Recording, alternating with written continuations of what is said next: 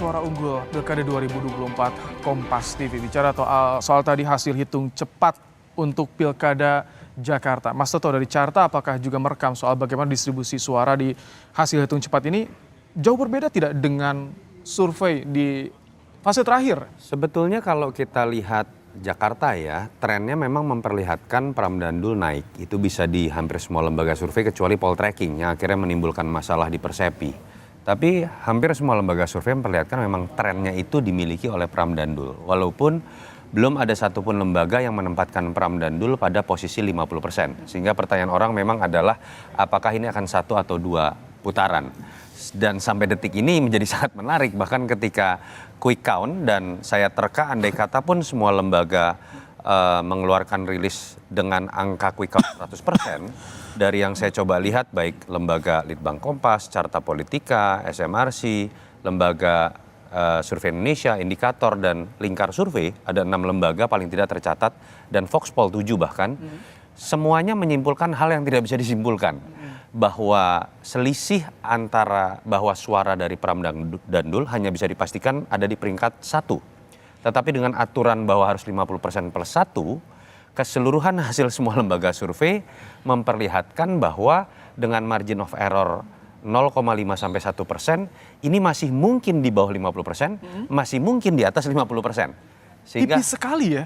Tipis sekalinya bukan antar pasangan ya, tapi ke batas. Dengan ambang batas yang bisa disimpulkan bahwa ini adalah pilkada satu putaran. Jadi saya berharap sekali para pasangan calon menjaga kondusivitas, tidak menyimpulkan apapun kalau didasarkan hasil quick count, bahwa segala sesuatu masih mungkin terjadi terkait dengan satu atau dua putaran. Dan rekapitulasi manual saya harapkan ini bisa dijaga bersama.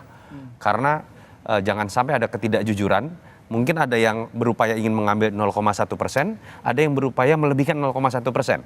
Itu yang rawan, itu celah. Ya, ini yang kemudian harus kita jaga bersama, dan saya berharap sekali dari pihak aparat penegak hukum, dari pihak penyelenggara pemilu, dan Presiden Prabowo tentu saja sebagai simbol negara untuk bisa berdiri dengan porsi yang sebagaimana mestinya, mengingat ada pengalaman perbincangan pada saat Pileg dan Pilpres, kekuasaan bukan di tangan Pak Prabowo, saat itu di tangan Pak Jokowi, dianggap ikut cawe-cawe. Oke, kalau dari Litbang Kompas bagaimana distribusinya sudah tergambar ya? Ini kan disurvei kejar-kejaran nih antar paslon, tapi sekarang kondisinya tipis di ambang batas nih. Iya, kalau kita merujuk pada survei di bulan lalu, ya, pra pemilu di bulan lalu, persis sebulan sebelum tanggal 27 hari ini, itu memang posisinya kejar-kejaran. Tetapi sudah terlihat bahwa perbedaannya ada 4% di situ, di mana Mas Pram ini lebih unggul dibandingkan dengan RK. Ya, jadi sudah terlihat 4%. Sekarang kalau kita lihat dari hasil hitung cepat menunjukkan selisihnya menjadi 9%. Saya pikir di ini ada semacam peningkatan ya, seperti yang dikatakan oleh Mas Toto tadi, sepanjang sebulan ini itu peningkatan justru terjadi lebih banyak pada Pak Mas Pram dan Rano Karno. Nah itu yang tergambarkan dari hasil survei. Nah sekarang kalau kita lihat 40 dengan 49, inilah yang dikatakan tadi, terlalu riskan kita mengatakan yang unggul jelas di sini. Tetapi akan berlanjut kepada putaran kedua atau tidak, di sini jadi masalah. Ya, di sini jadi masalah di sini. Kenapa? Karena kalau kita lihat distribusinya juga bagus sekali nih pilkada kali ini. Ada satu sisi positif, competitiveness-nya terlihat, dan yang penting lagi, basis identitas sosial tidak kuat di sini. Nah, ini yang menjadi sisi lebih dibandingkan dengan pilkada di masa. Tapi kalau soal dukungan dari tokoh terakhir kan ada Jokowi, Anies yang mulai mengendorse para paslon. Ini begitu terlihat pengaruhnya tidak, Bang Bes? Iya, political endorsement itu sesuatu yang memang bisa kita katakan berpengaruh. Walaupun kalau kita cermati, apakah itu menjadi determinan utama di dalam pilihan orang? Tidak. 65% orang sudah memilih, sudah menentukan calonnya sejak sebulan sebelumnya. Tinggal di posisi 30% saja yang akan bisa bimbang ataupun juga memilih, ataupun orang yang memang belum memilih di situ. Nah, dengan masuknya Pak Jokowi, kami justru melihat ada sebuah fenomena yang unik di sini. Coba deh kita cek dari hasil survei. Para pemilih Jokowi di 2019 lalu sebenarnya tertuju lebih banyak kepada pasangan Mas Pram dan Rano Karno. Ya, lebih ke sana, lebih besar. Pemilih Jokowi di 2019 lalu. Itu fakta yang kita cermati dari hasil survei. Oke.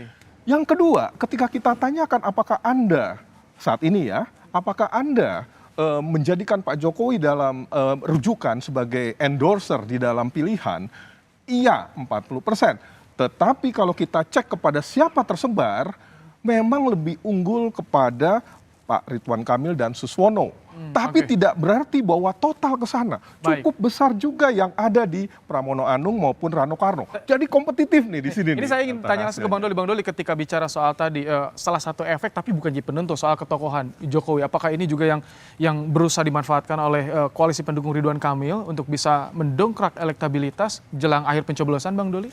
Iya, tentu kan semua dalam pertarungan kompetisi politik semua kita ini ingin menang kan gitu.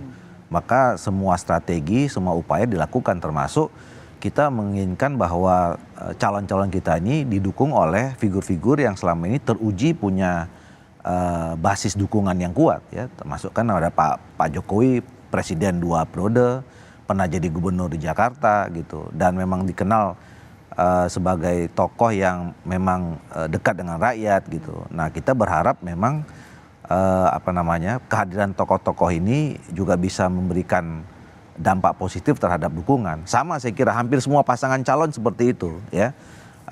Bukan hanya di pasangan Ridwan Kamil dan Suswono, tapi di Mas Pram dan Mas Pak Dul kan juga kayak begitu. Di daerah lain juga seperti itu. Jadi itu sesuatu bagian dari strategi untuk bagaimana kita bisa menambah ceruk suara ya, karena kita anggap ada tokoh-tokoh yang memang mereka punya basis konstituen yang tetap kira-kira gitu. Oke, sebelum bicara soal ketokohan juga nanti saya akan tanya ke Bang Ciko, tapi ke Mas Toto terlebih dahulu nih. Kalau misalkan terjadi 2 putaran diputuskan, let's say 18 Desember, nanti pertarungannya bagaimana nih, Mas Toto? Ya, kalau dibaca modal yang dimiliki oleh Pram dan Dul, pasangan 03 lebih besar. Karena sebenarnya katakanlah tidak sampai 50%, tapi kan kalau kita lihat margin of error, mereka hanya membutuhkan paling besar hanya sekitar 1%. Artinya modal mereka untuk memboost suara, menambah suara 1% kan lebih mudah dibandingkan dengan Ridwan Kamil yang modalnya hanya sekitar 40%. Jadi mereka harus mengejar angka 10%. Tetapi memang harus dilihat juga kan tidak hanya variabel itu. Bahwa kemudian modal awal itu akan kemudian menjadi konstan. Sehingga kemudian tinggal ditambah. Apalagi jangka waktunya mungkin sekitar 2,5 bulan. Terus terang yang mungkin akan menjadi gray area dan menjadi analisis yang sifatnya spekulatif adalah apakah kemudian Kim Plus yang tadinya misalnya tidak solid, sering dibahas seperti itu, kemudian menjadi solid. Apakah ketika kemudian kita melihat bahwa kemarin saya harus mengatakan saya tidak melihat ada cawe-cawe Pak Prabowo. Tetapi cawe-cawe Jokowi jelas ada dan sah-sah saja beliau sudah bukan presiden lagi. Tetapi apakah kemudian nanti pada masa menjelang bulan Februari ya kalau saya tidak salah akan ada putaran kedua kalau itu terjadi. Apakah kemudian ada yang mencoba mendorong-dorong Pak Prabowo untuk kemudian ikutan, kita tidak tahu juga. Gitu ya. Jadi variabel-variabel kualitatif itulah yang mungkin saja mengubah konstelasi yang ada. Tapi kalau analisisnya secara kuantitatif, andai kata terjadi putaran kedua pun, dan kalau kita melihat data-data survei ya, karakteristik pemilih dari Darmakun itu lebih dekat dengan pemilihnya Pram dan Dul. Itu yang ditunggu juga, itu yang dikejar ya, soal 10% di hasil hitung cepat. Betul, terutama di kalangan minoritas. Tetapi balik lagi, ada variabel yang mungkin saja coba ditarik kembali, tidak seperti titik start dimulai dari pada saat pemilu dilakukan hari ini. Nah, bagaimana nanti strategi untuk mengambil suara dari paslon nomor urut 2 jika nanti diputuskan 2 putaran, termasuk apakah dari Pram Rano ini akan kembali mengedepankan soal ketokohannya Anies yang terakhir dan berdukungan? Kita akan bahas usai jeda. Bang Ciko, Bang Doli, Mas Toto, Bang Bes, tetap bersama kami di Suara Unggul Pilkada 2024 Kompas TV.